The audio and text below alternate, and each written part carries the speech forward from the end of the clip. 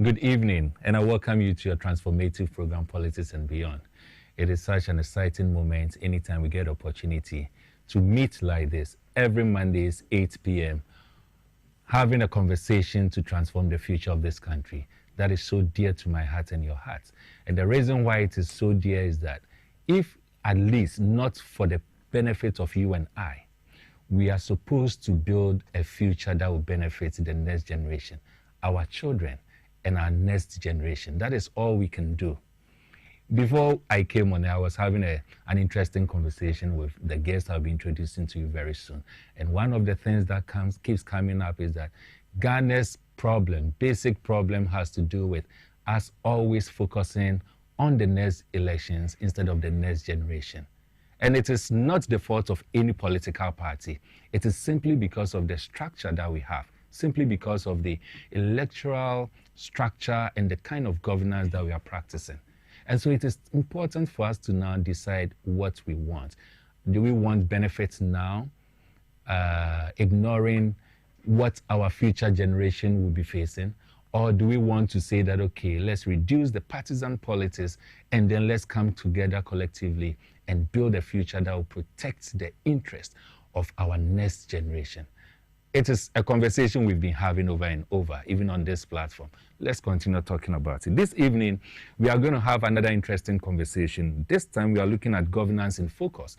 We are looking at what is happening in Ghana so far. Yes, we are over a year into office, and it is important for us to discuss general issues. So we are looking at assessing policy directions, we are looking at performance, and most importantly, the public confidence that we have.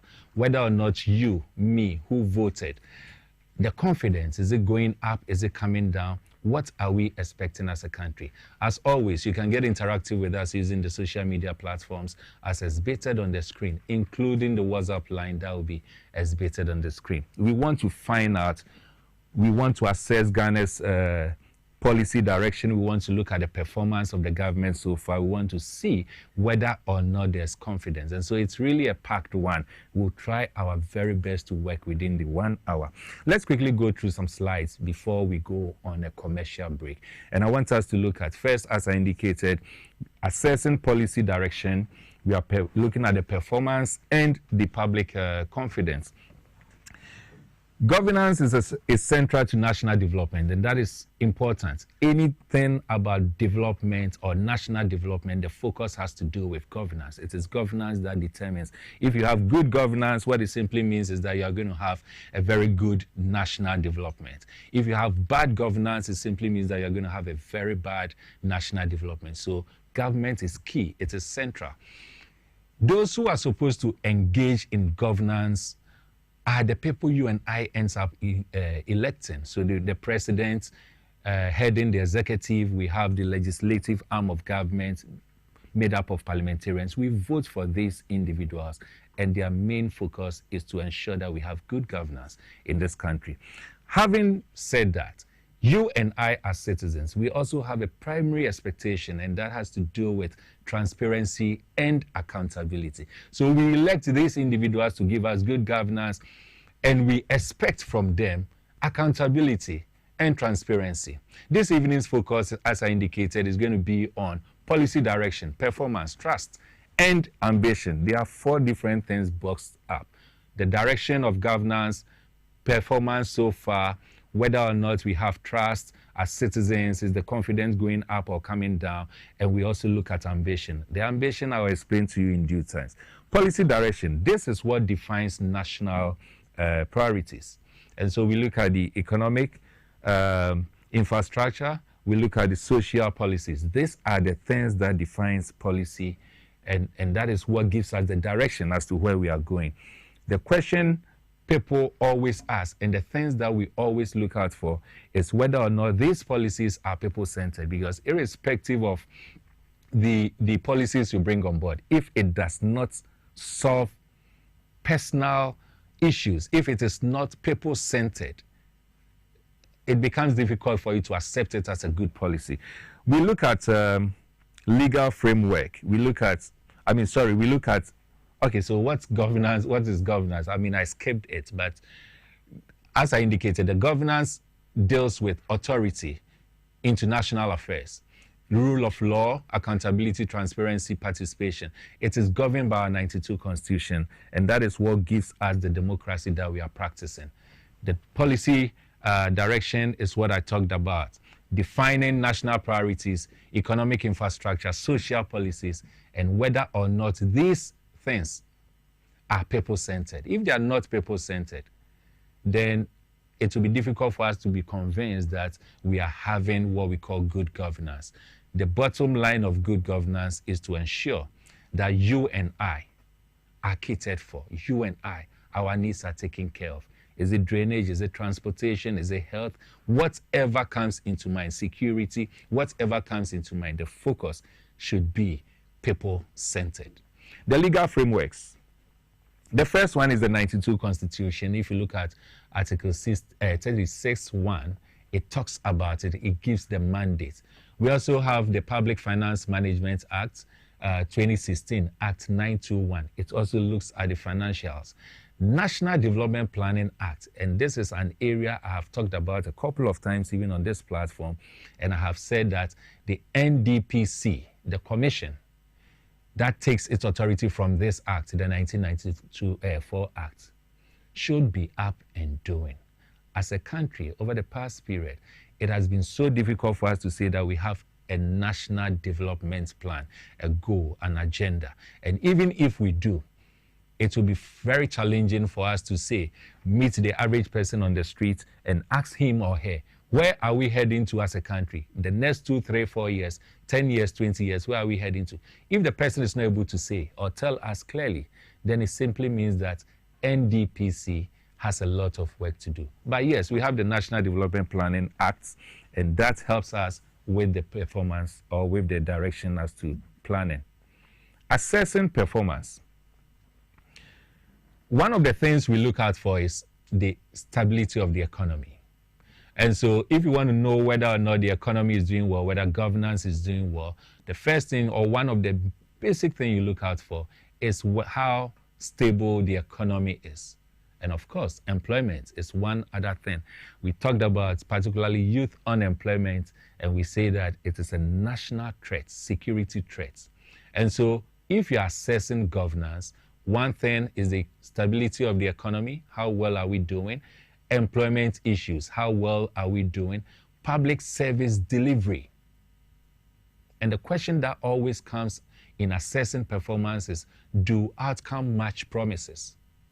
We have social compacts, social agreements in the manifestos, and we ask ourselves when a party comes to office whether or not the outcome matches the performance or the promises that was made for which mandate was given. And so that is also one thing we'll be looking at. The next one is the public confidence, transparency and service delivery, anti-corruption efforts.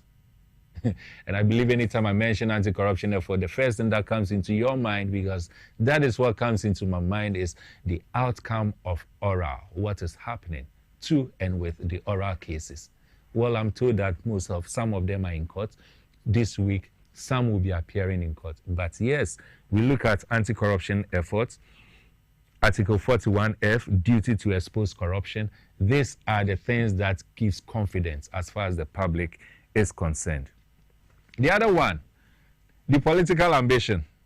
And this is being narrowed especially to the party that has formed the current government. I'm making reference to the NDC. We saw the same thing under Kufuor's regime. We saw the same thing under Ekufuado's regime. Atta Mills's regime, no, we didn't because of the truncation that took place. But what is interesting is when you have the mandate to execute or give us good governance, and in the process, you start having individuals that you have appointed or people who are in your party beginning to exhibit future ambitions. It is natural in democracy, we agree. But the question will be the timing and the approach, because that matters a lot. Kufuor's time, when some people started giving hints that they wanted to contest, Kufuor decided to relieve all of them and said, okay, leave my government and go and contest. And so he came up with some new individuals who were not. Is it because it distracts governance from taking place. These are some of the things we'll be looking at this evening. Early positioning, does it affect focus? Does it create tension? When does ambition become distraction? That's also an interesting question that we will have to look at as a platform this evening. But before we take the commercial break, one other thing we need to look out for is the impact on governance. When you have ambitions that are not exhibited at the right time, one of the things that happens is that it reduces efficiency, it undermines trust, and it encourages short-term policies. And just like I said earlier on, because of this, instead of concentrating on governance, we reduce the whole governance process to the next election. So now we are looking at short-term policies that will win us the next election or that will give us the next favor, instead of looking at long-term policies that will help the next generation. That is one of the things. The way forward, we need to prioritize governance. We need to strengthen institutions, and we need to promote issue-based leadership. This evening, as I indicated, it is important for us to look at this. And these are some of the areas that we'll be having the conversation on.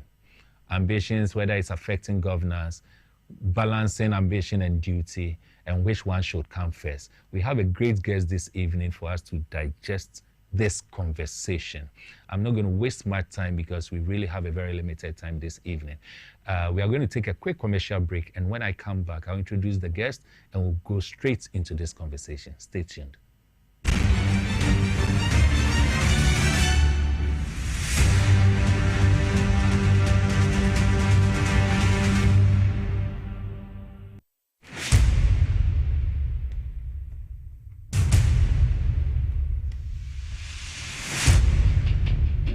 The average human body mass should have at least 60% water for optimal performance in any physical or mental exercise. We can help you maintain it naturally.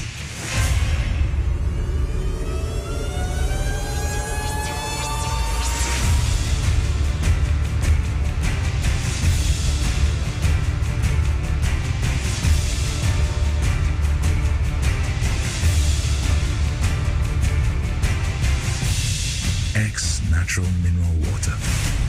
Simply natural. For bulk purchase, call 0596 273 546 or 0596 273 547. This advert is FDA approved.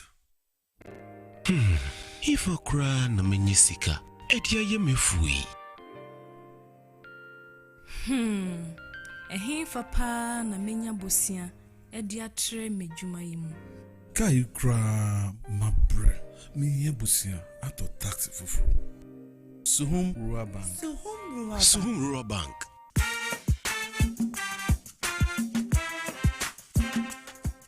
Yemamwa kwa baba Suhum Rural Bank. Ye won hyehyɛ ahodoɔ bi te sɛ dwadifo abosia, ekoko abosia, susu account, and it does all savings account. Me bada chain savings account, and the keka ho. Suhum Rural Bank was 034229186. Now one so what to me aka say. Suhum Rural Bank. Ama ene mayeka una. Suhum Rural Bank. Enti me pa minie. Suhum Rural Bank, growing our heritage.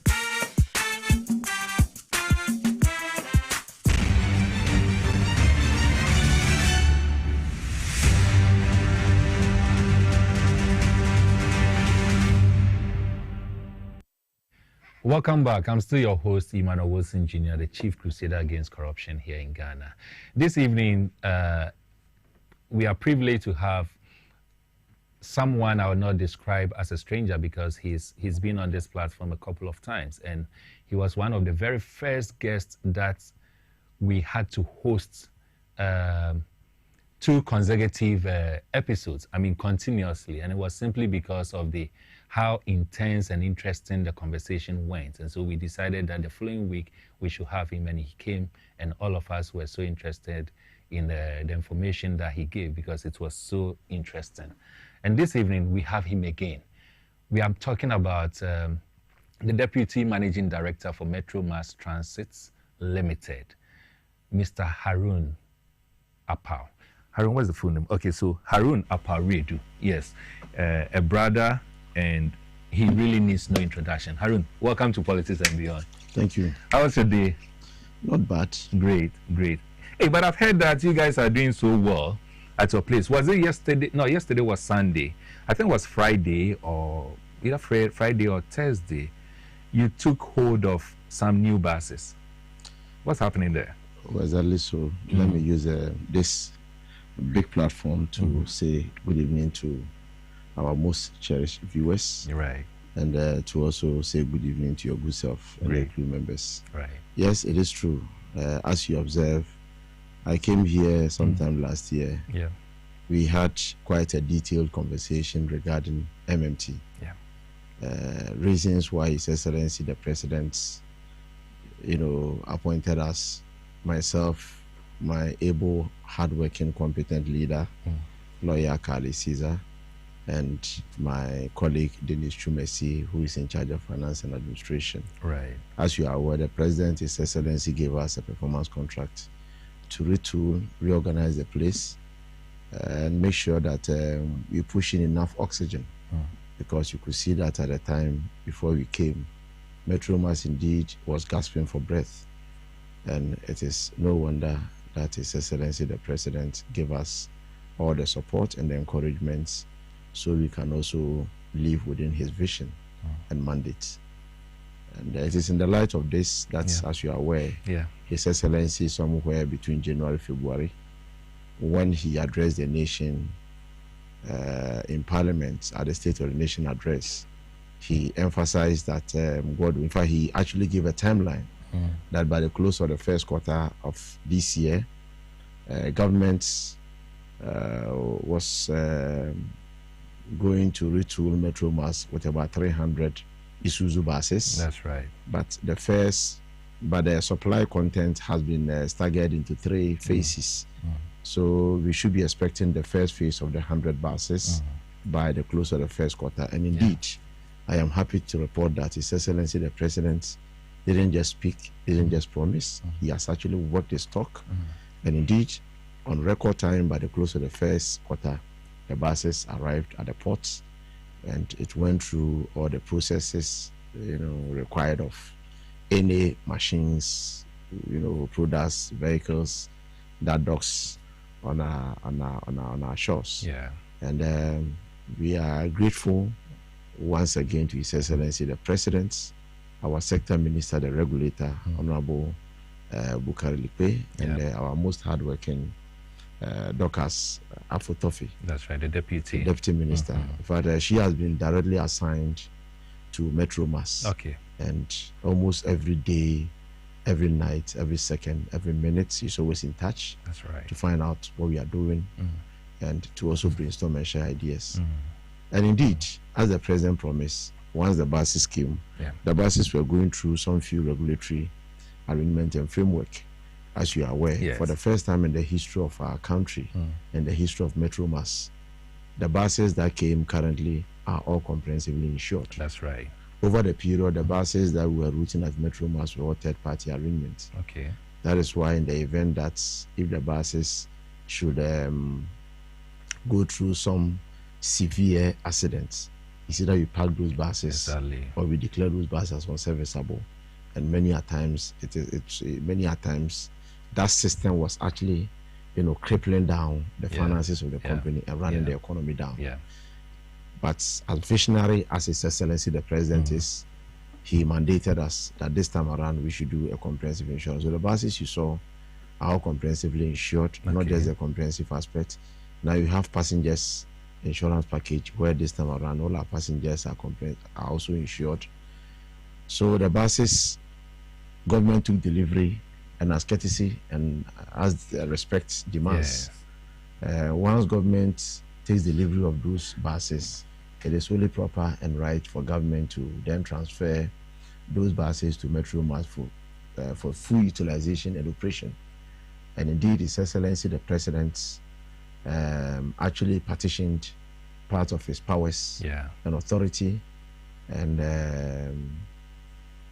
authority, so to speak, to his vice. That's right. That's our affable, hardworking Nana Jinupuku Ajiman, Her Excellency, who stood in for the president, ably supported by the sector minister and the regional minister for Greater Accra and other senior government officials and the foreign diplomats who came to grace the occasion, and together with our board and management. Yeah.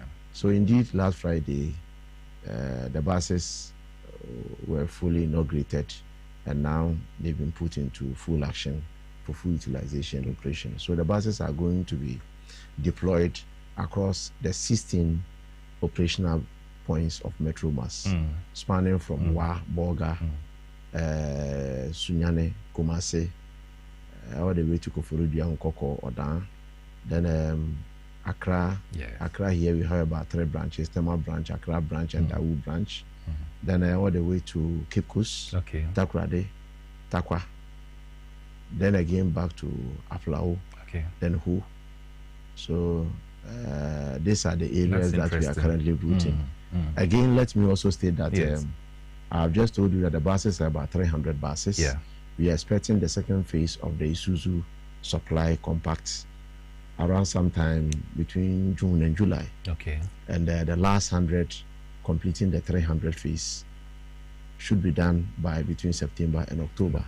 Right. So the following areas, which of course, because our fleet level has gone all-time low, will also be considered. The part that's around Ahafo Enclave, spanning from Achirinsua, Hwidim, Gosumim, all the way to Sankore. That enclave will also get their fair share when the next phase that we are expecting between June July arrives. Then the northern part of Western region, all the way to Sefi, Asanyonesu, Bodi, and that enclave will also get their fair share when the second phase arrives. Then the northern part of Volta region, Krachin, Chumuru, that's Uti region, all the way to northern region will also get their bite. Then as well as part of Sumenya enclave.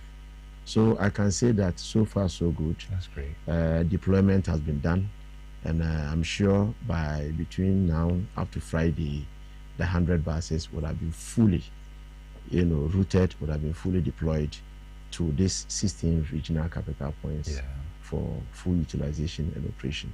So our viewers should just watch out. That's a great one. It's really a good news. One of the questions that came when the flyer went out came from Jones. He didn't tell me where he was testing me from, but he was asking whether Kumasi will, I believe he's in Ashanti region. He was asking whether Kumasi will get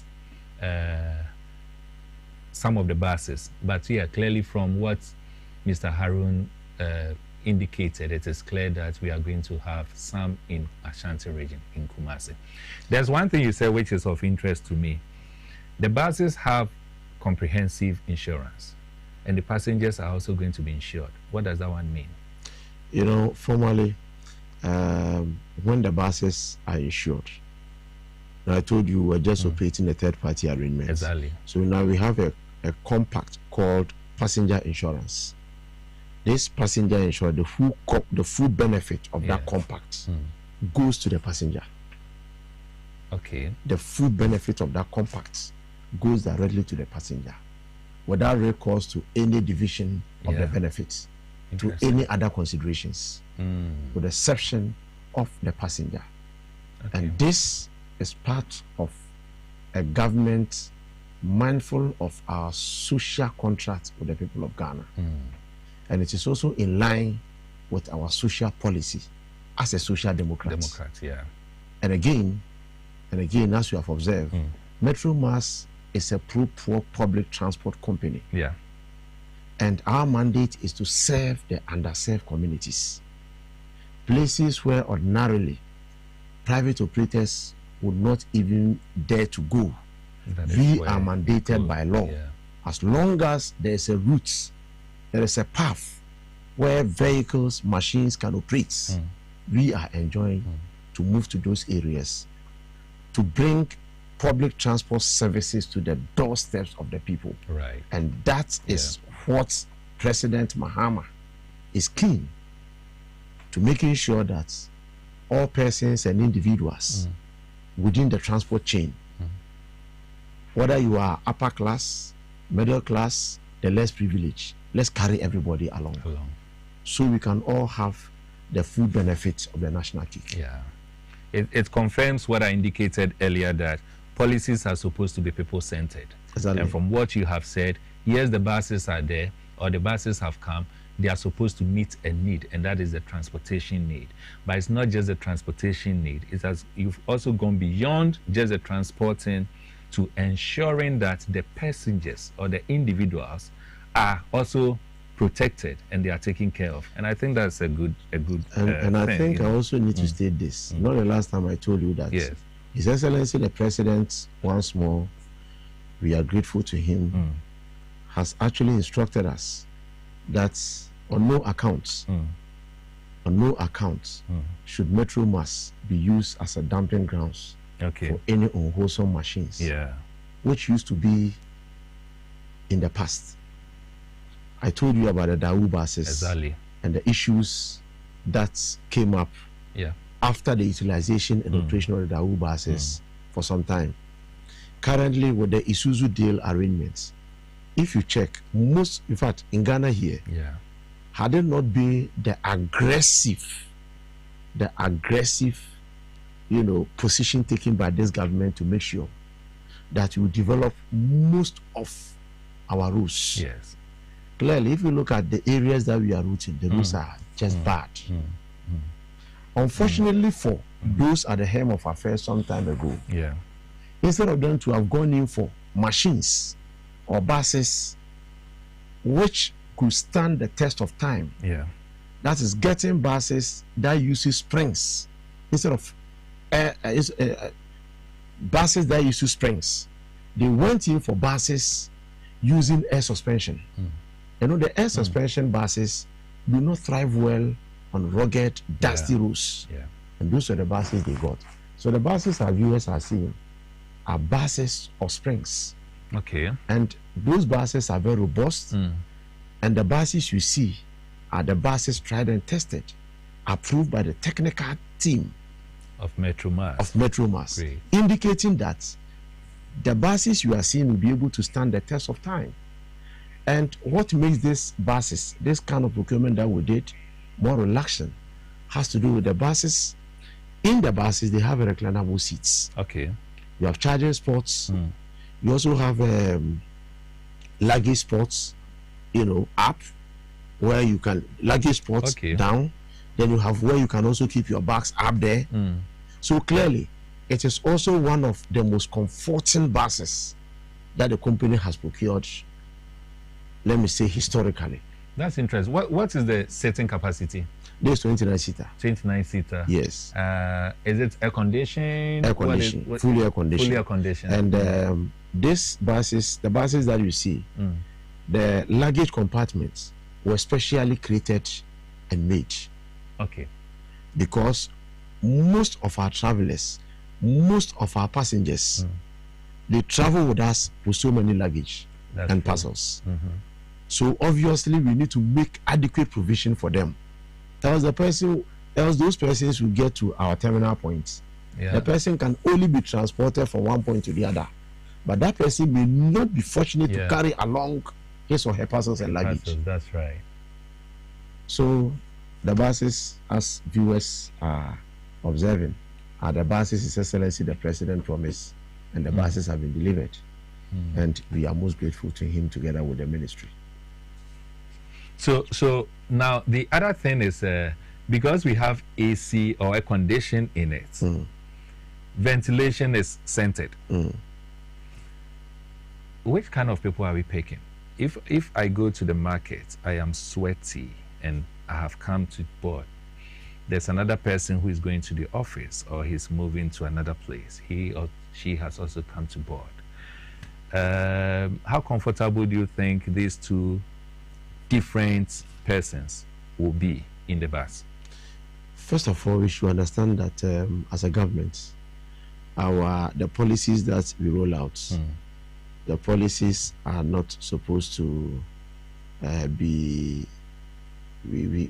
policies are not supposed to give special attention. Discriminate? No, you let me just give special attention to some sections within society. Right. But when the opportunity comes, let all benefits equally, equitably, and fairly. So our services, we don't give special attention to the person in suit and tie, and the woman who has been breaking her back, making sure that she'll be able to carry a few tomatoes or yam to the market to sell after sales.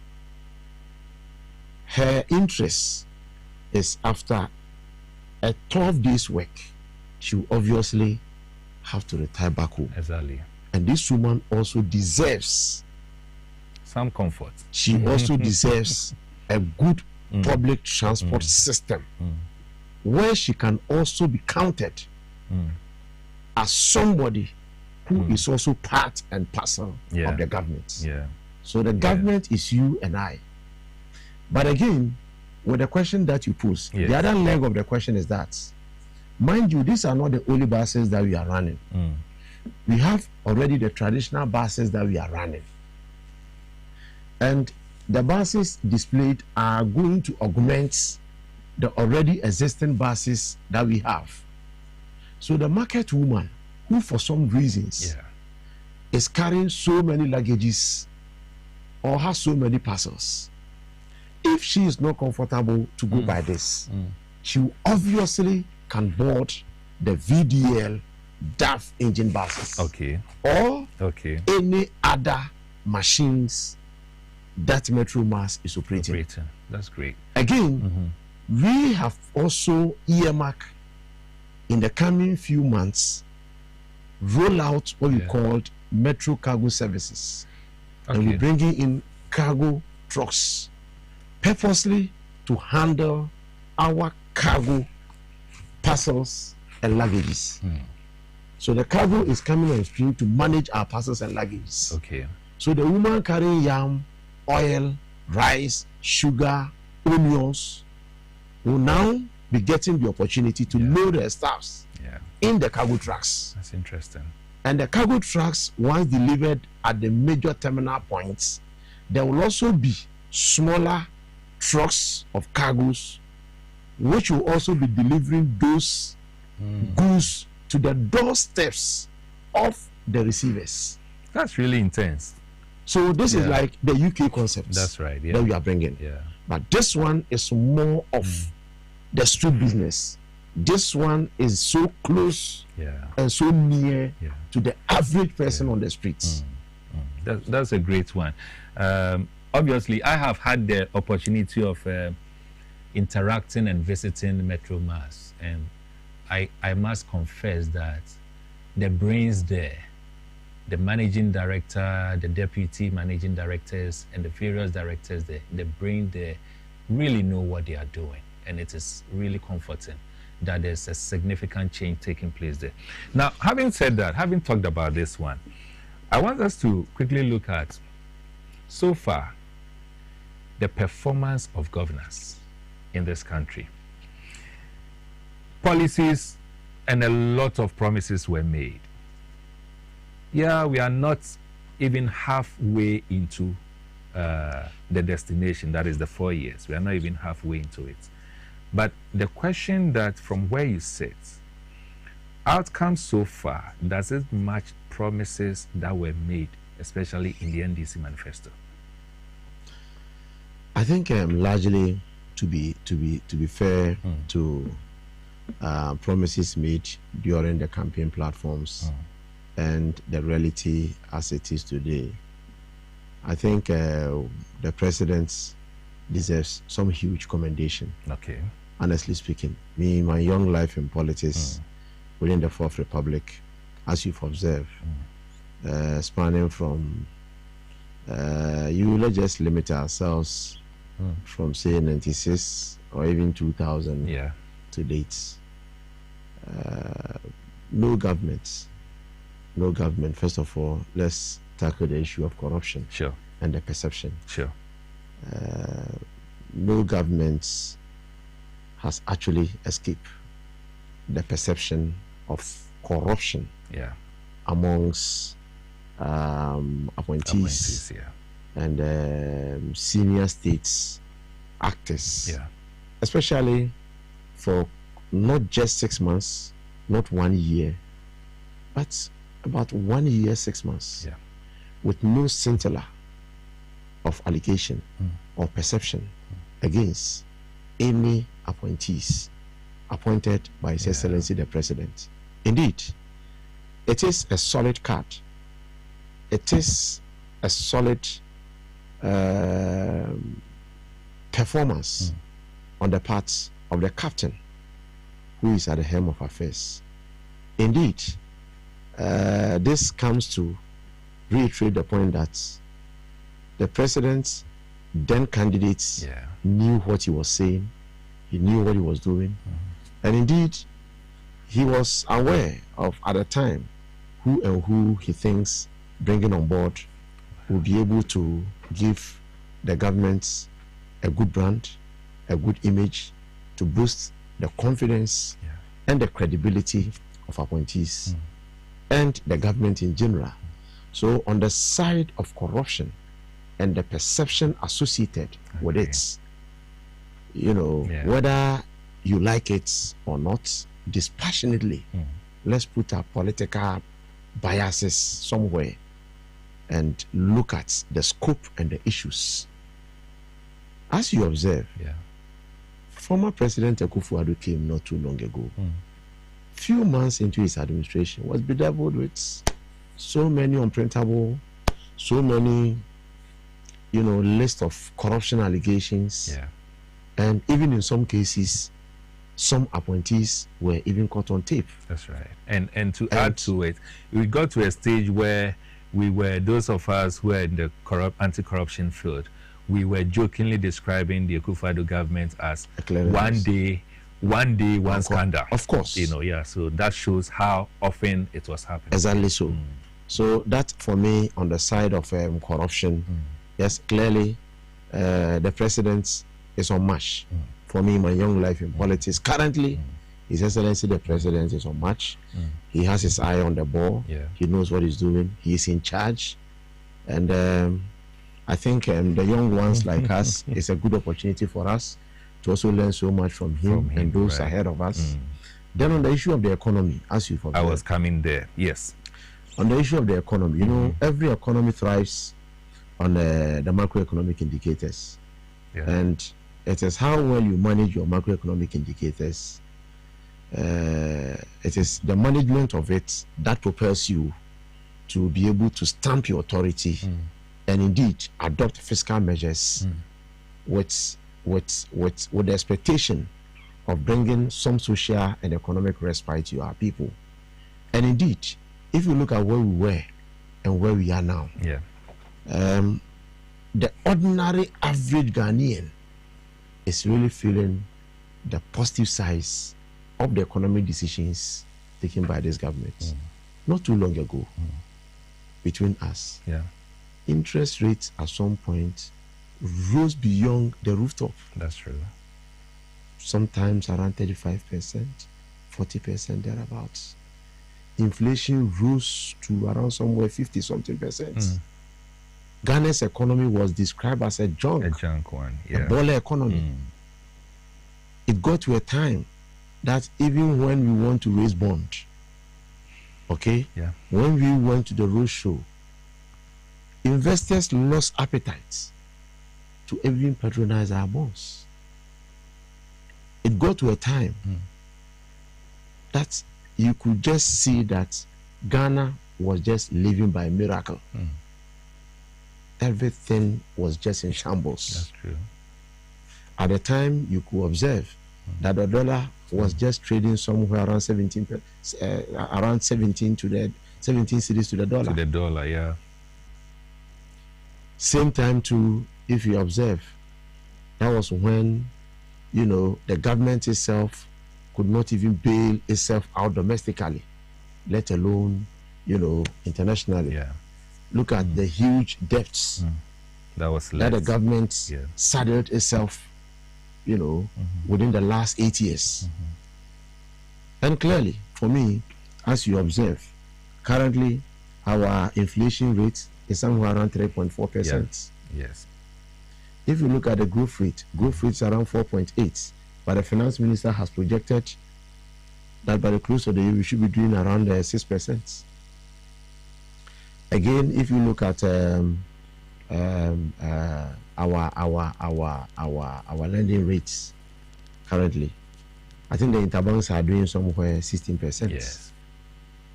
So indeed, all the indicators are pointing to the direction that is being well, experienced by the average and ordinary Ghanaian. Some few years ago, 7 cups of rice. Yeah. Okay, that small bag. At the time, sometimes was costing more than 250 cedis, 300 cedis.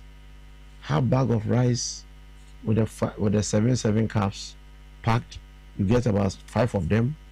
Some was trading around 700, 800 cedis. Now half bag of rice around 300 and something cedis. The 7 cups is trading around 54 cedis, 52 cedis. So this is not just a story. This is not just somebody sitting somewhere after filling his or her belly, wanting to just share something just out of. That's right. The bloom. That's the reality. That is what is on the ground. But the reality supports the living condition of the average Ghanaian.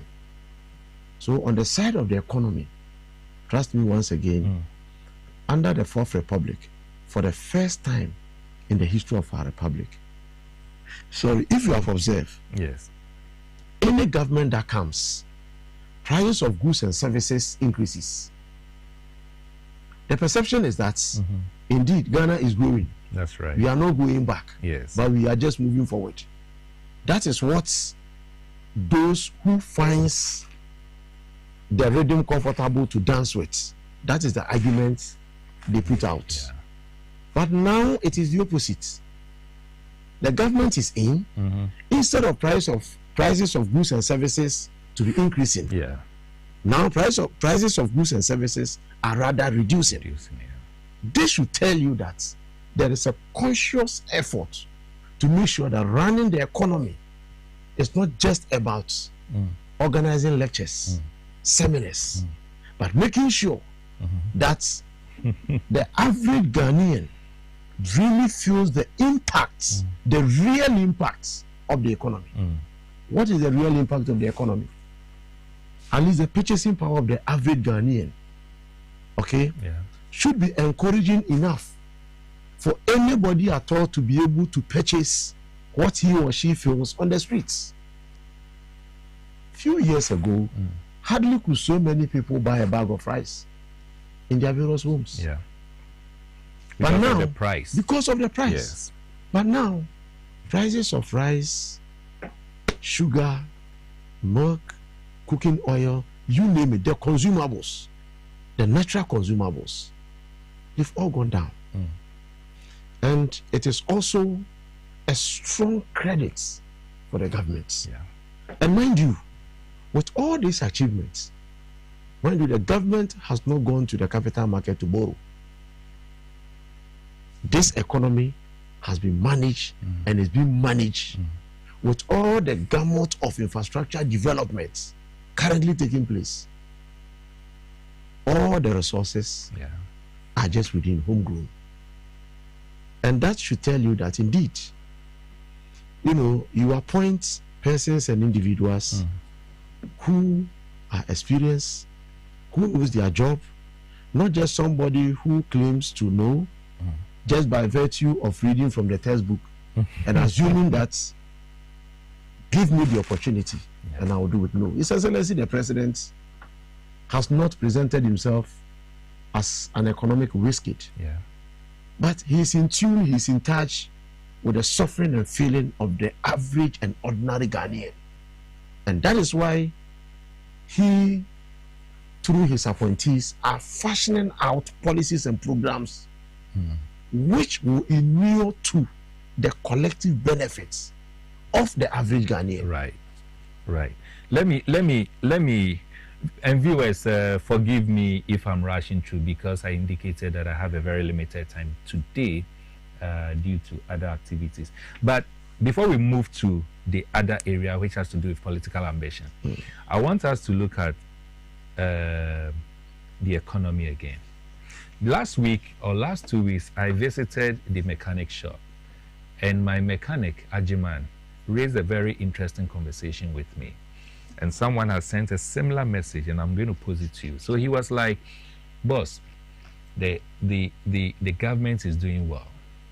Prices have come down.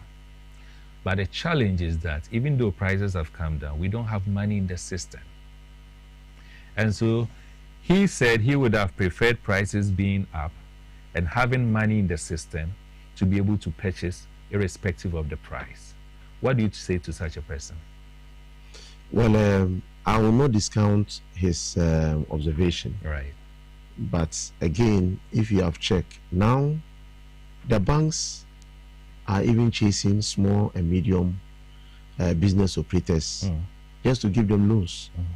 Because as it stands now, there are so many funds locked out within the vaults of the banks. Yeah. Because today interest rates are down. That's true. So it is becoming disincentive for the banks to use the money in any other form of investment apart from giving out loans. And as you have observed, lately, getting access to financial credits is not that difficult of a challenge compared to before. That's true. That is another area of bringing money into the system. Again, if you look at the policy of the 24-hour economy markets, if God willing, as you've been told, by the close of the year up to next year, mind you, about 261 districts are going to have they will be having state-of-the-art, a well-transformed, localized 24-hour economy. Within that 24-hour economy market, okay, we are going to have the Women's Bank in there. Within the 24-hour economy markets, mind you, business activity at the local level is actually going to be on the rise. So like the mechanic who just spoke about this, I know most of them who are trading in spare parts business, they trade with the forex. And that is why government, through government policy, now you can observe that there is that financial policy to mitigate the stress on the cedi regarding the performance of the dollar. Just to make sure that the ordinary importer will be able to have enough cedi, get so many dollars, get the spare parts at a much more cheaper rate, brings it into the system where the prices will be bearable to the average Ghanaian. It is our hope. It is our hope. Because lately, as you have observed, almost everybody is going about his or her normal duties. If you observe, because our root point, we operate at Kimbu. We also operate part at Opera and Liberty. Today, the businessmen and the women tells us the rates, the speed at which they do turnover of business. They go, import the staffs, come back, sell, and go back. Now, it's far, far better than before. That's true. Okay? That's true. But that's why I said I don't want to discount his observation. And obviously, if it's about access to credits, this time the banks do not even go so much into rigorous considerations. Bring this, bring that, because now the banking sector is highly competitive. So the things that will make a client or a customer to say that, look, this bank, trying to do business with them is just a waste of time. There's also another bank somewhere trying to create a flexible arrangement just to cut the attention so competitive of this now. businessman. So this time around, as you have observed, even the banks themselves are even chasing customers for loans. That's right. But sometimes it also depends on you as an individual, how you present and project yourself. Many people are even not aware that operating a small business, it is incumbent on you to even register your business activity with Register General. If a bank observe that you have all your certification, you have a current account with them, if you are a client, and you've also proven that even with the smallest shop you operate at Abosukai, and the banks come and indeed they find out that this is where you trade, obviously they will grant you access so they can continue to do business with you. That's right. That's in fact, there's a lot of questions that comes up regarding the economy, but let me quickly move to one other interesting part, and that is, it's interesting because it looks like every government faces that. So you are elected the president. The next moment you have appointed individuals. So you've appointed Emmanuel Wilson, you've appointed Haruna, you've appointed others, Dennis and co. And then they are to help you achieve your mission and your purpose. The next moment, all you hear is that Emmanuel Wilson has an ambition to be the next president or the next flag bearer. Dennis has an ambition. Harun has an ambition. In the NDC, as a political party, because the NDC is the NDC has formed the current government. There are so many names coming up. This one has the ambition, that one has the ambition, the other one has the ambition. How does these things affect the economy that we all want to stabilize, and even the governance that we want to have? Well, from where I sit, once the pillars of governance is sorted, obviously there's nothing like an economy to run. Right. And I think that, like you rightly said, this business of respectfully, some persons and individuals, I term it as running beyond their elastic limits.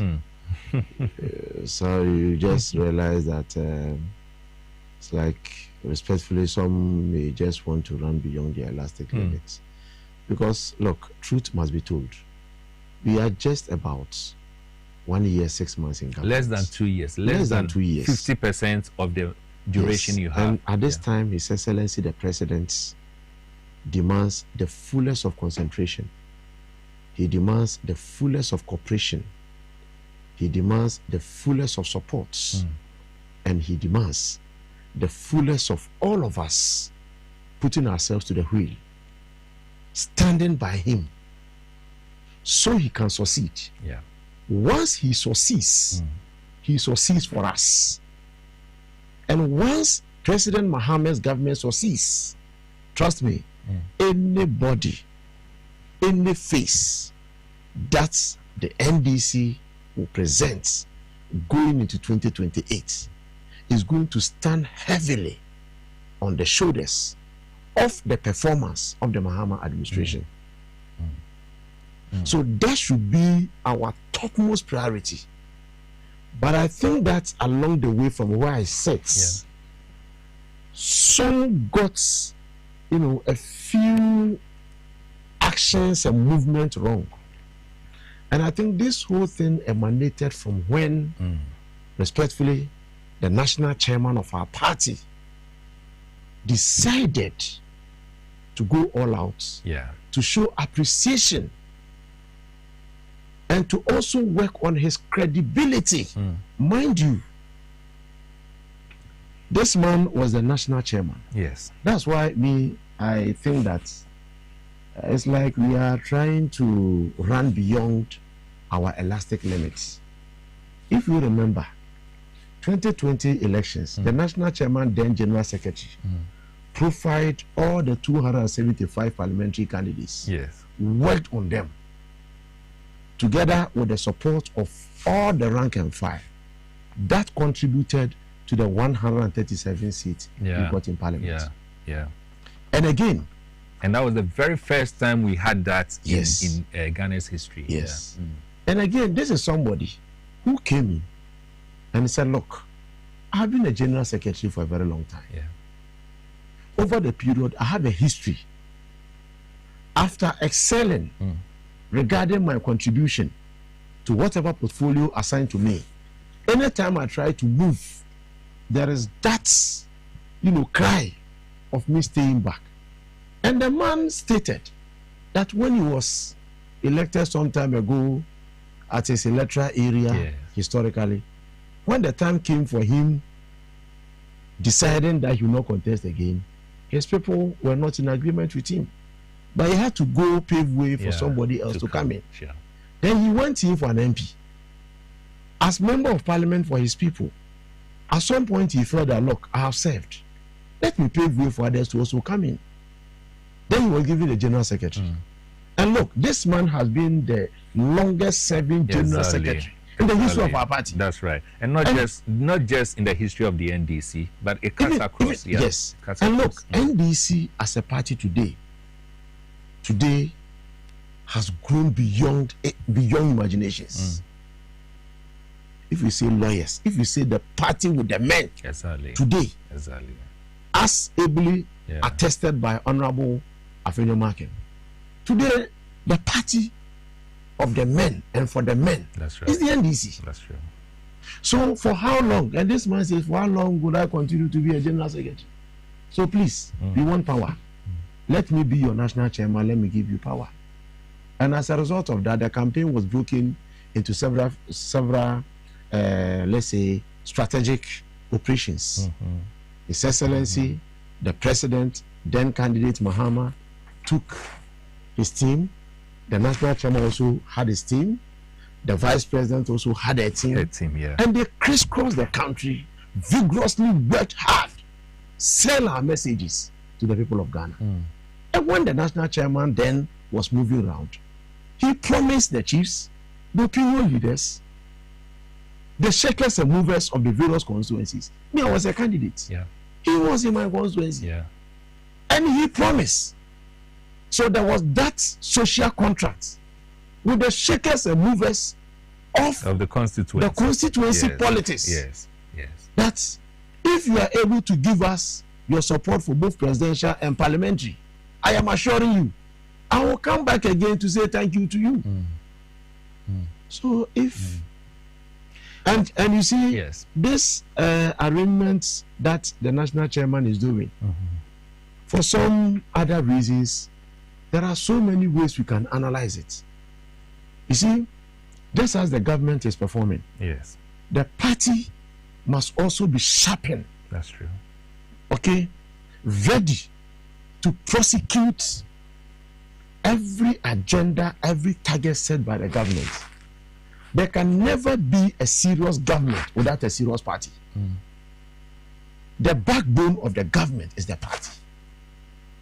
It is the party that births the government. So if the national chairman, after giving that promise, says, let me go back, say thank you to our people, of which I promised them, and it's a public knowledge. So let's just say that our national chairman should even take 3 months. Lo and behold, the 3 months will obviously come to an end, and you finish his thank you talk. But I feel that he's actually done with the thing. So somehow, all of a sudden, you know, even persons and individuals who the president have so much confidence in, all of a sudden, everybody want to contest. And I think that is the reason why Dr. Callistus Mahama, I don't know if you took the opportunity to read his word to word, his sentence to sentence that he made by the article. Trust me, it was timely, it was right, and for me, it was apt. Because look, it is our collective interest to make sure you work hard for President Mahama to succeed. At this time, we have no any other business. Look, now to 2028, who has been guaranteed a life? That's a question a lot of as to whether we will wake up the next morning to be alive. It will only take by them. It will only take the mercy of God. So at this time, the way the president suffered, the rank and file, everybody suffered. There are people who today, my brother, sold off their assets, their properties. Others have laid down their lives just to make sure that this party comes back to power, to give social and economic respite to our people. Then 1.5 years, the man himself is already on the seat. It's like we are not patient enough to hold on for His Excellency the President to finish even his term. And all of a sudden, it's like we want to move the man off. And for me, that is why I have a challenge. And one thing that I've observed, which is worthy of commendation, is the composure, the display of maturity and respect, and the fatherly handling of situation by His Excellency the President. That is very true. For me, it's worthy of commendation. That's very true. And I think that's where we are. All the appointees have contributed greatly. In fact, they've all contributed. And if you are to continue on this tangent, trust me, anybody, when the time comes, that emerges as the face of the party, that person will have a smooth sail. Because what our opponents have selected, okay, Ghanaians knows him already. You understand me? That man is no longer, the same person who is just going to create some deceptive, analogy and policies, or in the interest of winning elections for Ghanaians to buy into those things. Ghanaians know him so well. And now, if you ask average person on the streets, the most attractive, credible political party in Ghana is the NDC. That's our trump card. That's true. So let's all put ourselves to the wheel. Let's support His Excellency the President so he can make a history. Mind you, the President, he breaks history and makes history. This is a man who waked up, going to the office as Vice President. He came back home as President. During Atta Mills's time. Yes. And man, this is also the man who has been sworn in 3 times as President. It will only take the divine of God or Allah. So let's speak low. We should not lose sight over where we were 2 years ago. The struggles. That's very, very important. The pains we went through, so that we'll be able to consolidate the gains, put our vision together, bond ourselves together, work hard to make sure that going into 2028, we are going to win the full confidence of Ghanaians. That's right. Still on the ambition, it's just that we don't have much time, knowing very well what you intend doing after. But let me quickly take 1 or 2 messages, and then we'll wrap up with my question as we add it to it. It's also afford you the opportunity to take some water if you want to. Hello, Mr. Wilson. I greet you and your guests. Please, could you ask your guests these 2 questions for me? 1, how will the buses benefit passengers traveling from Winneba to Accra, and also passengers from Potem, Akoli, Liberia? What? Akoti, Liberia in Ghana? Liberia camp, Bujumbura. Okay, that's fine. Liberia camp to Carnation. Secondly, I also wanted you to remind your guest that you previously told him I'm a person with a physical disability and that I'm looking for a job at his company. I've already sent my application to his office and copied the letter to him. Please remind him from. Yes, I remember this particular one. And this is coming from Pius Blay. Yes, so Pius will follow up on that. Please, I am in, and Pius is sending this message from Kaswa. Please, Mr. Wilson, I'm in Sunyane and I want to work with Metro Mass. Where will I send my application letter to? Okay, you didn't add your name. Good evening, Mr. Wilson. I'm watching you live from the Tamale. Please ask the director how many buses have they located for Tamale. And this is Nana Kwame JB, Tamale. Good evening, Mr. Wilson. I just want to know what is the problem of our leaders. It seems our leaders are just not serious. They use taxpayers' money to buy buses, which is Ayalulu, and it has been grounded and nobody has been brought to book. Now, they went in to bring new buses again. What kind of country are we building? What is What is it that we can't do right? And this is Rahiz Welbeck from Kukumlimli. Good evening, Mr. Wilson. You are doing a good job. Keep it up. And this is Rashid from Fantiakwa North. Hello. Honorable Redu is Honorable Redu is very deep. May the good Lord continue to bless him with more wisdom to handle issues in the Metro Mass to next level. And this is Kwame Yahaya. I agree with you, Kwame. Good evening, Mr. Wilson. I thank our president for the good work he's doing. God bless him. Please, I'm an NDC chair lady, and one of my NDC members want to work at Metro Mass. Please try to help us. Okay, thank you. Good evening, Mr. Wilson. I'm Raphael from Kaswa. Please ask Mr. Power if Kaswa will have some of the buses. We really need some. This again is from Rashid. Okay, Rashid says you are doing well for Ghana, Mother Ghana. Okay, thank you. Good evening. Please, I want to find out if they are going to charge commercial prices or not. Though I want to understand that it's supposed to serve the low-income group, but how will they repair the buses? Okay. Zengs from Pram Pram. How many will be running from Pram Pram to Tema and Ashaiman? Hello, Mr. Wilson.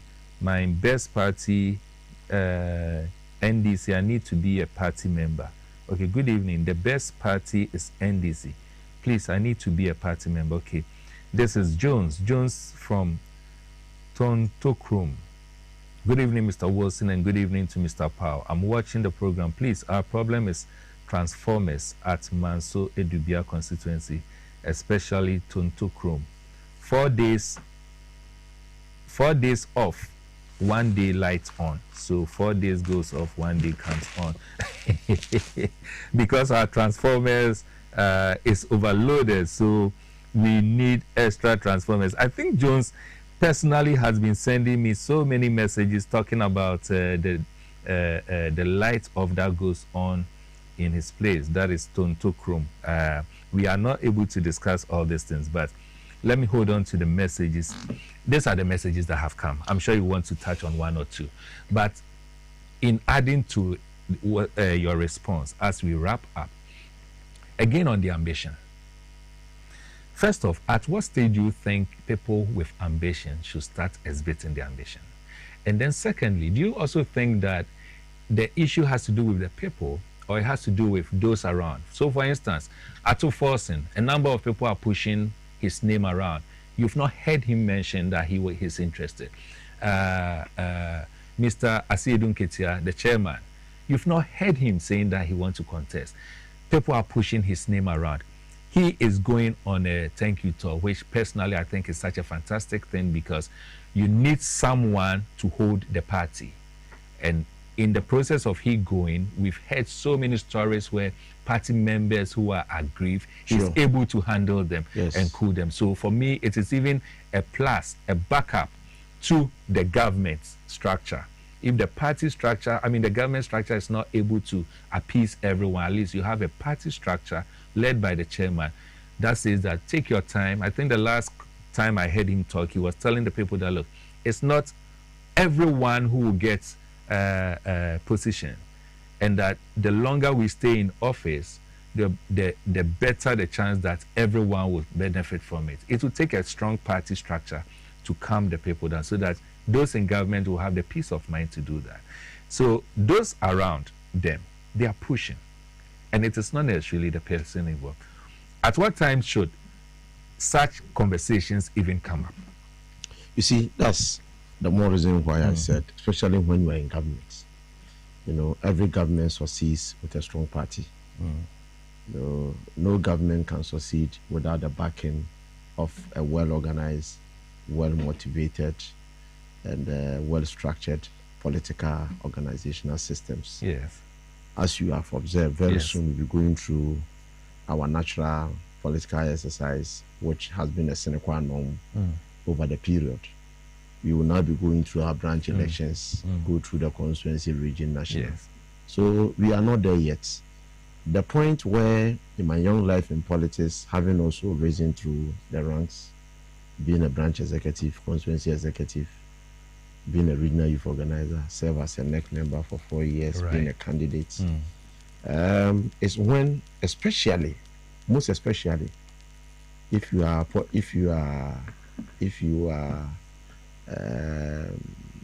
given the opportunity to be appointed, okay, as an appointee, you know, I know, there's no smoke without fire. Exactly. So even if, because those persons who will be dropping your names, carrying your messages, flying your images and posters, policies here and there, programs, cannot do those things without your tacit approval. Exactly, that's true. Especially when you are an appointee. Exactly. So for me, I think the point where you can declare is when you think you are now ready to announce your ambition. Then you resign from the government. Yeah. Straight up. So now you're on your own. But you cannot be in government. Look at the huge responsibility, the trust given to you. You need to concentrate. You need to concentrate to make the president succeed. And you see, I keep saying this. You see, political parties do not lose elections. It's the government appointees that makes the parties lose elections. What has President Mahama done? President Mahama has not done anything.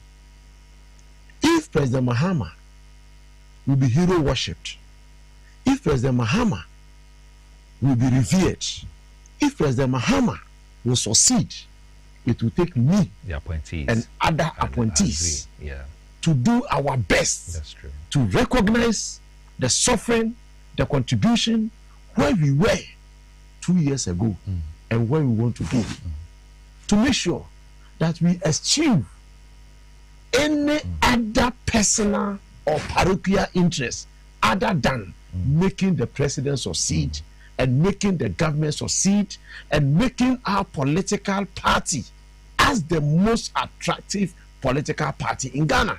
That's true. With that, that's why I keep saying, when we get to that level of transition, anybody that comes in will be able to win the elections, you know, without going through, you know, the struggles, the heats, okay, as we did some few years ago. So the ambition could come in, the declaration could also come in, when especially appointees could also be principled enough. You cannot reprobate and approbate. Are you for the government or you are for yourself? Your personal interest. Because like the policy you talk about, if you are digested deep, you would then observe, if not well managed, the colossal damage it could have on the performance of the government. That's true. Because there could be some sensitive decisions which those decisions will have to be made by the appointee to inure to the collective benefits of all of us.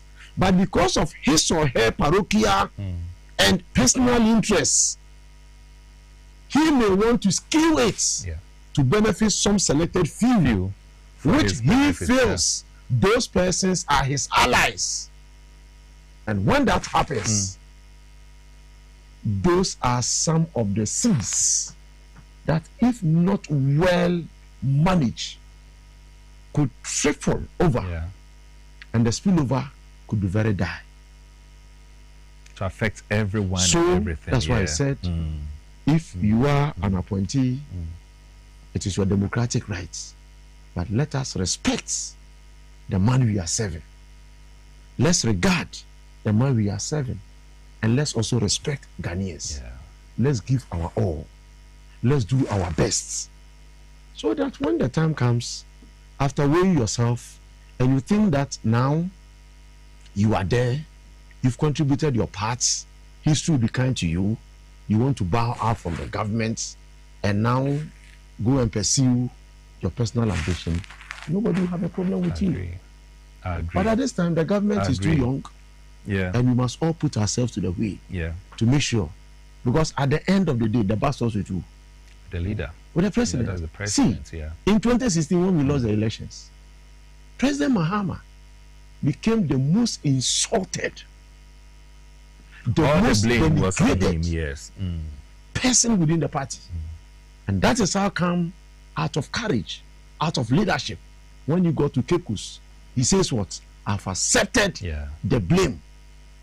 So we should not be pointing, accusing fingers at anyone. I, being the leader, I take full responsibility of what has happened. But then, let's bury our differences and work hard. That's right. Look at what this man went through. So please, I agree. Where we are now, we are not there The yet. focus should be on pursuing good governance and making sure that the promises, which is supposed to be people-centered, are well executed. And that for me is it. What you said reminds me of just this afternoon, I had an encounter with someone who is also an appointee on a platform, common platform that I am on with. His flyer came out. Someone posted his flyer and said that he is also going for the presidency. Within a split second, he came out and warned the person and said on the platform that this is fake. So I had a chat with him off the platform, and I said, why? Are you not interested in contesting? He said, and his answer was very apt. It was just 2 sentences. He said, my brother, even if I'm interested in contesting, this is not the right time. Exactly. I am an appointee. And I really respected him. I mean, just that I don't have his permission to mention his name, but I really respected him for what he said. And I think that is what you were talking about. That's what should be done. Individuals who are appointees, if indeed you are not behind any of these name circulations, it is incumbent on you to stop it. Let everyone know that you detach yourself from it and it is actually fake. Unfortunately, this is where time will lead us. We've actually gone beyond the time. I will find out if it will be possible for us to have our guest again next week, for us to continue this conversation, because there are other areas that I wanted us to look at. For instance, the economy. We're looking at the Nkoko Nkete thing that has come. I have had so many reports from some of these beneficiaries that, look, instead of the government giving us layers, governments are rather giving us broilers. And that is totally, a mismatch. And there are other things that we may have to talk about. But all too soon, this is where time will allow us. On behalf of you, I want to say thank you so much, my brother. Thank you so much. It's always a privilege to have you in here, because you are full of stuff, good stuff for that matter. Viewers, as I indicate, I'll see if we can bring him again next week for us to continue on this same topic. And the messages that I'm unable to read, I'll continue with that message next week. Till we meet again, I'm still your host, Emmanuel Jr. And all I can say for now is good night.